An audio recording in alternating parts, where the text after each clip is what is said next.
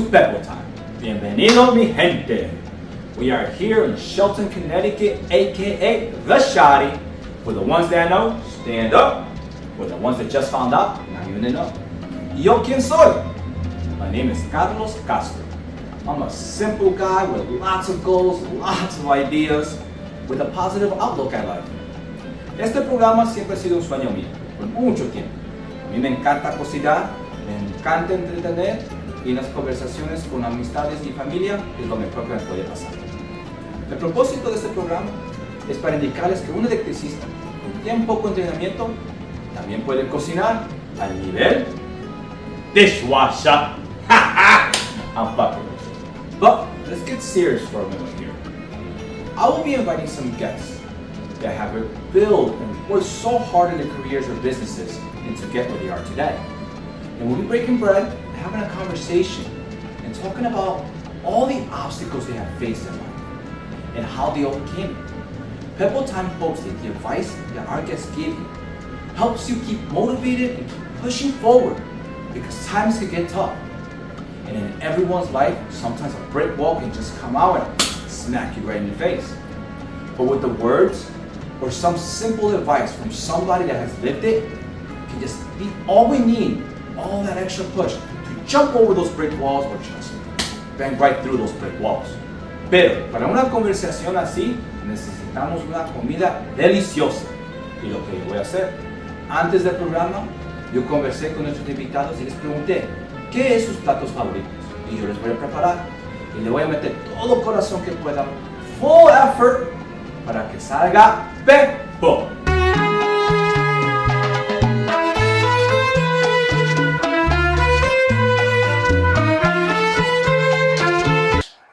Hello everybody, welcome to PePo-time. And here today we have Dr. Jessica Munoz joining us. And she's going to be telling us a little bit of her life story and how she became a doctor. So tune in, join us, and let's check it out. Jessica, please join us.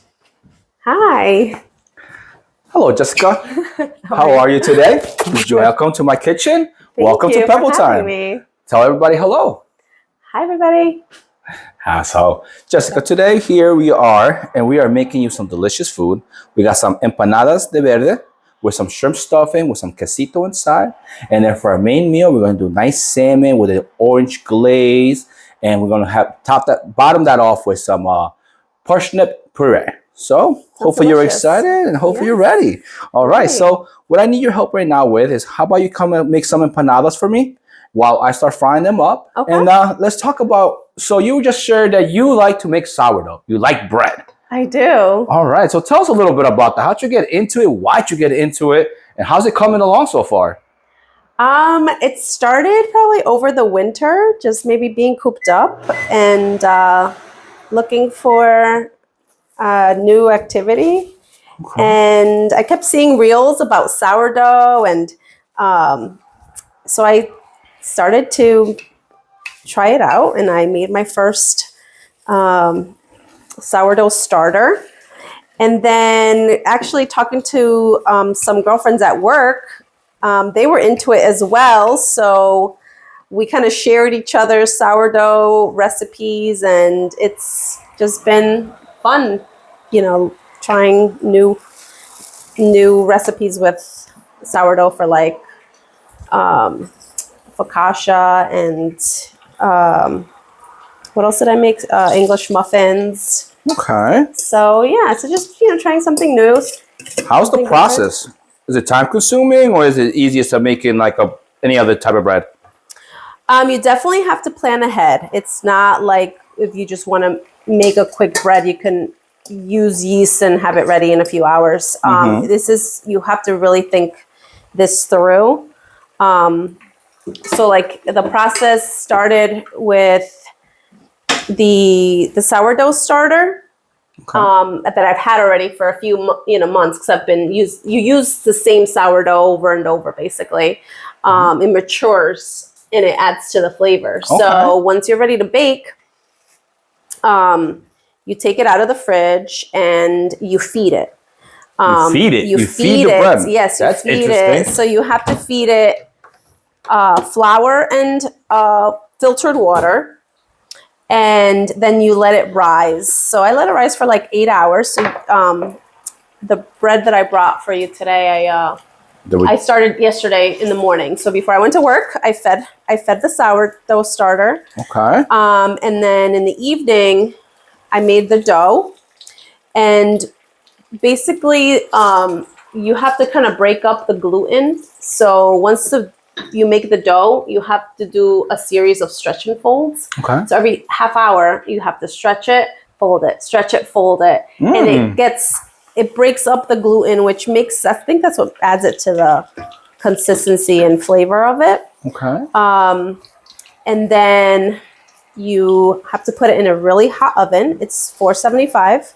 Oh, wow. And in a cast iron skillet, basically, or like a Dutch oven. Okay. Yep. So you put it in there, and it cooks in really high for an hour, and then you have this delicious bread. So this bread needs a lot of love. It ain't a simple little thing, bow. You know, you need to put your time into it. Like you said, plan ahead because you got to put the time into it to make it come out delicious. So now, tell me, whose sourdough is better, yours or your coworkers?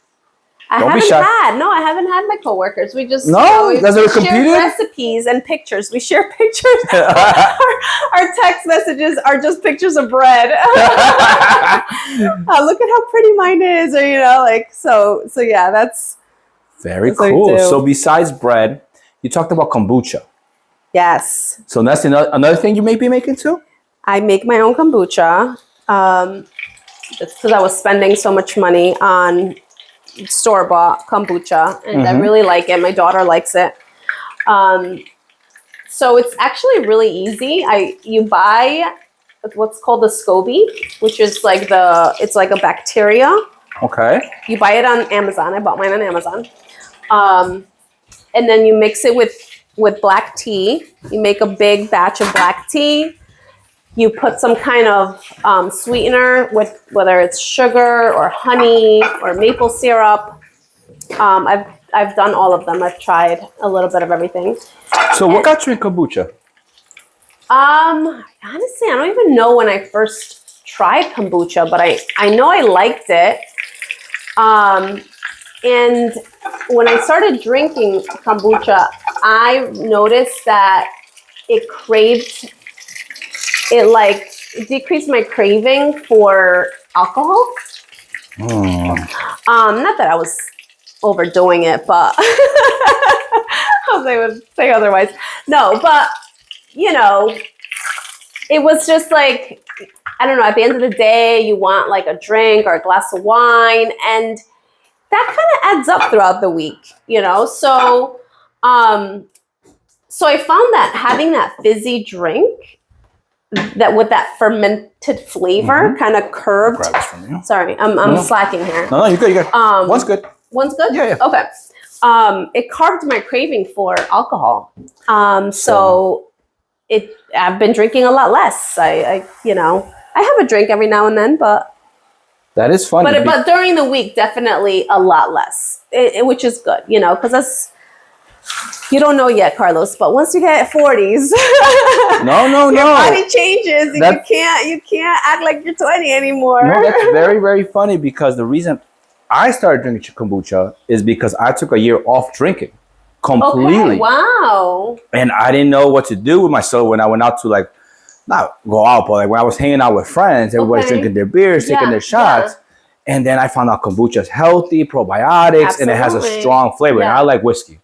Okay. And, so this is a very strong, potent flavor. And when I tasted it, I was like, I could definitely do this. Yes. So I started buying the big barrels thingies, and I'll go to a party with one, and I'll have kombucha all night. Okay. So that's actually why I got into kombucha. So that's crazy that you said that. So I'll have to teach you how to make kombucha, because it's super easy, and it makes it kind of more affordable because it is expensive. Because it's expensive. So tell me, your kombucha, right?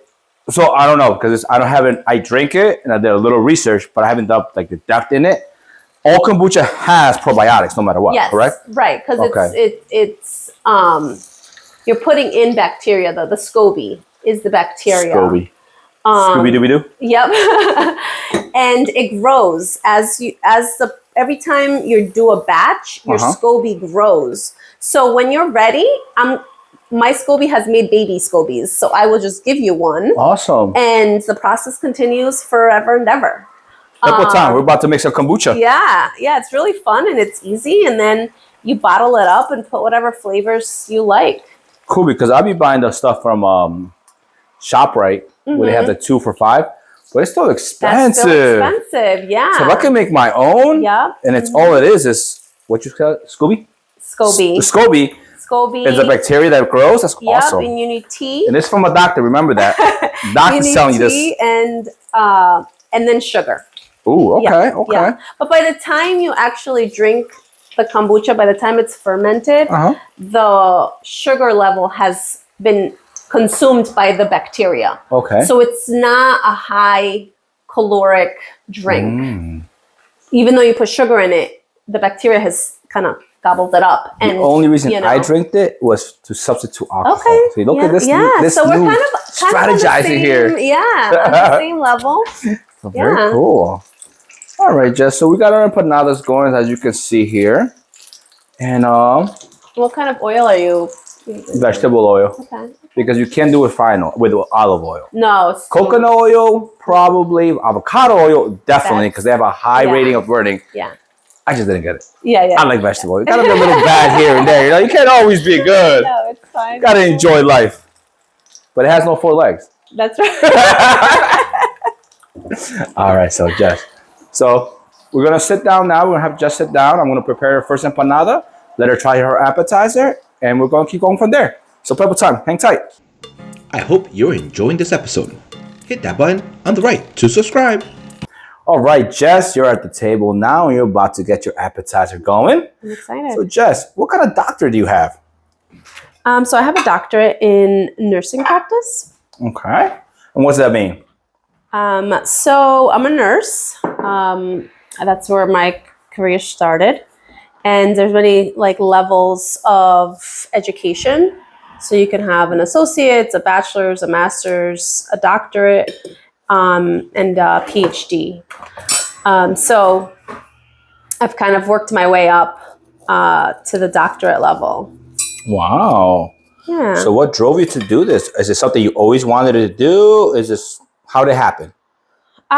So I became a nurse when I was very young, and I always knew I wanted to teach. So I followed kind of that path. I got my bachelor's and then my master's in nursing education. And then I kind of got the itch to go and just finish my, kind of go all the way, I guess, to the top of the profession and get the doctorate, which if you want to teach at universities, you're required to have a doctorate degree in nursing. So that might be in the future for me to teach nursing school. I don't know, maybe. But I figured I like school. That's the thing. I have not. There hasn't been much time in my life where I haven't been in school. I've always been working towards a degree. So I think by the time I finished my master's, I took a couple of years off before I got the itch to go back for a doctorate degree. Very cool. Yeah. So you just always like helping people, teaching people, just promoting people to do better in their lives and teaching them how to do it, pretty much? So I'm an educator. My master's is in education. So my role as an educator was to kind of help the nurses through their orientation process, onboarding in the emergency department, and then doing all of the continuing education. Mm-hmm. So, whether that's training for a new process or just keeping up with nursing practice or a new equipment or anything that was new, or requirements that you have to do education for. Oh, that looks great. Great, that looks delicious. Yeah. All right. So She's about to give it a bite, and we're about to see how she feels about it. Is it good? Is it bad? You had better. Now I want you to try the ají. Very good. Yeah? Yeah. Right? It goes great with the verde, right? And the quesito. I'm going to go easy because you told me it was really spicy, so. Give it a try. Ají amarillo. If you're Peruvian, you know what I'm talking about. Only cooked once. Okay. Oh, no. She is scared. She is scared. We can do a little. No more. But how is it? Good? Overall delicious? Yeah. All right. Let Very me start good. plating your main dish. So, Jess. So, the empanada was to point? Yes, very good. All right. Thank Good. you. So, Jess, I want you to share with our guest here, what are the struggles that you face while becoming a nurse and then going up the ladder and building your career to where you are now? Who helped you out through that stuff? You know, share some stuff out there with them. If they're struggling right now, why they should keep proceeding this? Why they should keep pushing forward? You know what I'm saying? Sure. And who they should find or who should they talk to if it ever gets stuck in a situation where literally they just want to just give up, you know? Yeah, yeah. Well, you know, when I picked my career, when I decided to go into nursing, I think I had a unique drive, and that was my son. I'm a teen mom, so you know, I had my son in high school, so I knew that I had to pursue education to give him a good life, and that was kind of my drive through nursing school. So I was lucky enough to go to associate degree program, which would allow me to work fairly quickly. Within 2 years, I graduated. I finished school. It was a lot of work, but I had a good support system. My parents are amazing. My entire family really was rooting for me. So helping me with the baby. When I started nursing school, my son had just turned 1. So the family support definitely helped. And he was, thank God, a really good baby. So I was able to study with him. You know, he was right there learning A&P along with me. And so he was a very good baby. So I finished nursing school in 2 years, my associate's degree. Alex was 3. And then I started to work. I started in a regular patient unit, cardiac unit, and it wasn't really my thing. And then I was offered an opportunity in the emergency department, and that was it. I was hooked. I love everything ER, just the organized chaos, the patient population. I loved everything about ER. So I was stuck. I was hooked, not stuck, hooked to the ER. And then I started my bachelor degree. I took a semester off. I did take a semester off after graduating, and I started my bachelor degree at Sacred Heart. And just slow and steady. I mean, it took me 6 years to finish my bachelor's because I was a mom. You know, I was working.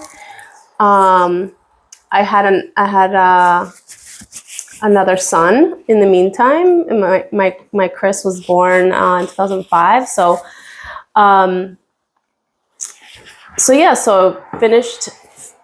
Took 6 years, almost 7 years to finish my bachelor degree. But it was great. I mean, it was finding a balance in work, in being a mom, in my studies. So I was able to kind of manage my time well and be able to get good grades, and it's expensive. I mean, anybody that has gone to school knows that it's expensive. So being able to use the tuition reimbursement from work, and cash flowing the rest. I never took out a student loan. I was lucky enough to be able to just pay as I went, one class at a time, and finished my bachelor's. And then, let's see, I think I took like 2 or 3 years off. And then I started my master's program. I always knew I wanted to do education. I wanted to be a nurse educator. So that's the route I went. And that took me another 4 years. Again, slow and steady, one class at a time. I was a mom of 2 by then. And slowly but surely finished that degree and started working as an educator. I got my opportunity at Griffin in their ER. So I was there for a very long time. I was their educator for almost 8 years. And then while I was there, I started my doctorate degree. Started doctorate degree at Quinnipiac. And it was a great program because a lot of it was online, which is great for somebody who has a family and a full-time job, to be able to do schoolwork late at night, on the weekends. So I don't know that it felt like a struggle. I got to, just kind of talking to my peers and how they went to school. A lot of them did do programs in like 2 years, like full-time students, and give them lots of props for that. But I knew that I couldn't do that. I had to do it slow. I had to to do what was best for my family, because I'm a mom first. That's my first most important job. So being there for my kids and going to their soccer games and driving them all over God's creation for soccer games, I wanted to be able to do that while pursuing, my needs, my what I wanted to do. So along the way, let's see, I met an amazing man and had more kids. So in the middle of my doctorate degree, I had 2 more kids. So it's definitely doable, but it's tough, studying, finding all those little times to study is a challenge. But again, I just always had, and I'm thankful that I always had a good support system that got me this far. I think my mom is probably my biggest cheerleader. She's interested in what I do and rooted for me along the way. So that's kind of how I got my degree. So for anybody that is a mom, anybody that's doesn't know how to finance it, my best advice would be just to take it slow. The years pass anyways. So if it seems like, oh my God, it's going to take me 4 years to finish this, it seems like such a long time, but it's not. Like, time just flies by. And so don't be discouraged, because you have to do it slower. Because for me, it was very important to be done with a degree and not be in debt and not like thousands and thousands of dollars. So I would say, go as fast as your pocket could afford and choose the school that makes sense for you, to be able to pay for it. Like, at the end of the day, nobody really cares where I went to school. Nobody asks me like, before you work for me, like what school you go to. Like, they just want to know that you have that degree. So I think that's the kind of like my biggest advice I would say is, don't get into like the hype of you know, the university is a big, you know, and the name brand. On the name brand, yeah, because you know, at the end of the day, we as a nurse, you're all taking the same boards. You know, and you don't need a fancy degree for that. So you're pretty much saying, hey, look, things happen in life. We make decisions when we're young. Some are good, some are bad. Some I think might be bad, but in the end, they're good. Like Jess, she had a young child. You know, she was pregnant at a young age, but look, she succeeded. She's out there, and I bet you she loves her child more than anything. And he was probably the one that drove her to be more successful than anything. Absolutely. So don't give up. You know, things happen. We all have accidents. We all have mistakes, and we all have success from them. Getting knocked down doesn't mean it's over. It means get up, brush it off, learn how to fix it, learn how to proceed, and become successful. But just thank you for your story. Yeah. So now I want you to enjoy this dinner. I wanted you to think. Tell me what you see. You gotta eat with your eyes first. Yeah, no, I love the presentation. Looks delicious. All right. And I love salmon, so. Well, a salmoncito with a nice orange lemon glaze with a little bit of spice in there, with a nice orange and a rosemary on top, and a parsnip puree. Puree. You know, Parsnip puree. It's tostoso, you know that. But let's see how it goes. Hopefully you enjoy this. Please dig in. Let me know how it goes. You. We like some water, a little white wine with it. Yeah, I'll take some wine. Thank you. All right, here we go. Put a little water over here.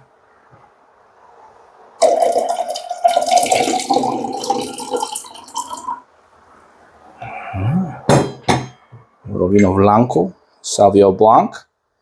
Supposed to go perfectly with some fish. That's right, yeah. So while you taste that, what I'm actually going to do is going to taste your bread. I'm very excited for this. You guys see that right there? It looks delicious. I'll give that a try while she tries my meal. All right. So right ahead, just dig in. All right.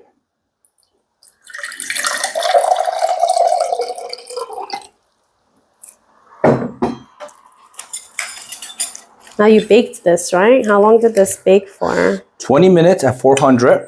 Oh, hi. Okay. It's a thick cut. Yeah. Should be cooked perfectly inside. Just be careful with the bones, salmon. Try to pluck them as much as I can, but it's fish. Yeah.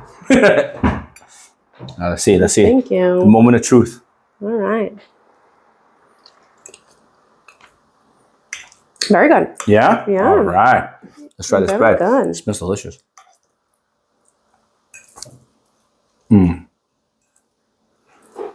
That's some good bread. You know what I wish I had with this? Some clam sauce with a white wine, some garlic, just to dip in there. Soak it up. Yep. Fire. Yep. The sourness of it, delicious. I like the parsnip. It's like mashed potato consistency, but it has a unique flavor. Yeah, that's sweetness. That's what it is. The sweetness with the acid of the fish and the flavor on it. That's what I was going for. Kind of counterbalance it. You know what I'm saying? Got to find a little bit of everything. Taste buds like that.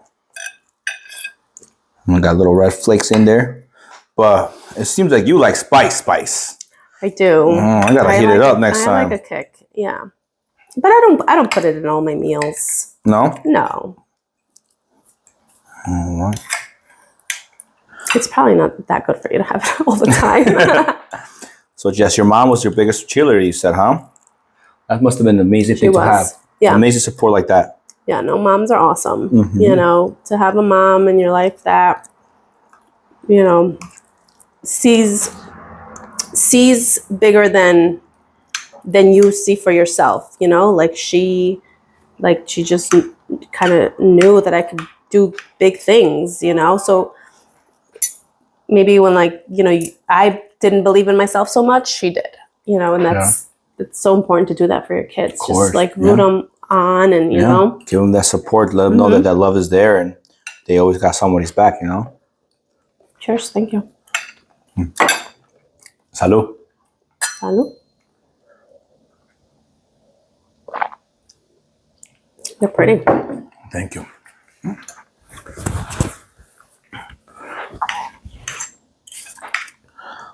So So, Jess, what's next for you? Doctors now? Brain surgery next, or what? Well, I'm done with school. I think that I'm pretty sure about that. 20 years of higher education is good enough for me.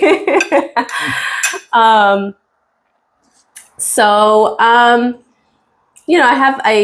changed it up after COVID.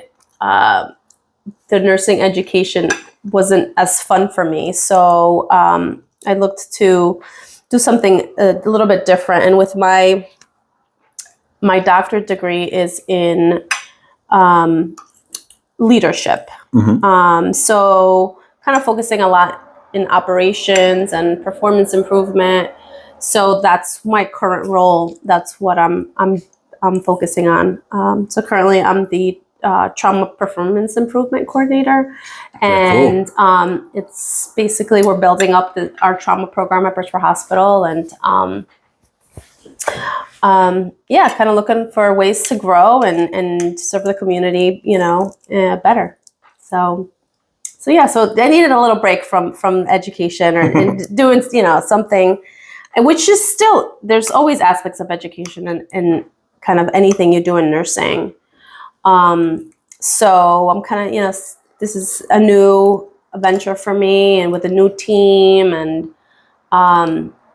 see how it goes. Very cool. Yeah. Very cool. All right, Jess. So now that we're enjoying this meal, I just want to say thank you, God, for allowing us to be here today, allowing us to eat this beautiful meal, allowing us to have this time together and share this time with you guys. And help you guys hopefully give you a little advice or give us a little bit of a push to keep moving forward. Becoming a doctor doesn't mean you can't have a family. It just means you got to work harder, got to find the ways, and hopefully you have the right support to push you there. If you don't find it, some people are out there trying to support you that you don't even know. So, Jess, today we spent about $110 on this meal. And I was wondering if there's a charity that you could sponsor that amount of money that we spend, and we would love to also give back, because that's Absolutely. the thing, a full circle. We're here because we are successful and we've driven each other to be in this way. So what can we do to help out someone that you like to help out? Sure. So the organization that I would like to support is called, hang on a second. No worries. I'll eat while you wait. It's called Lolowitch, and this is an organization that supports families with kids with special needs. My nephew is a beautiful little 3-year-old, and he has cerebral palsy and goes to a wonderful school, and my sister has good community and support, so that's the organization that I'd like to donate to. Yeah. Beautiful. Can you say that name one more time? It's called Lolowitch. Lolowitch. So, guys, we'll put a link down here. We will also be pledging a donation for them too, and hopefully, you guys can also find in your heart to give a little something. $1 counts, a penny counts, anything counts. So, guys, with that, we're finishing off today. We're about to finish our meal. We want to say thank you for tuning in. Subscribe, like, share, as always. And hey, it's PePo-time. Jess, please say goodbye. Goodbye. Thank you.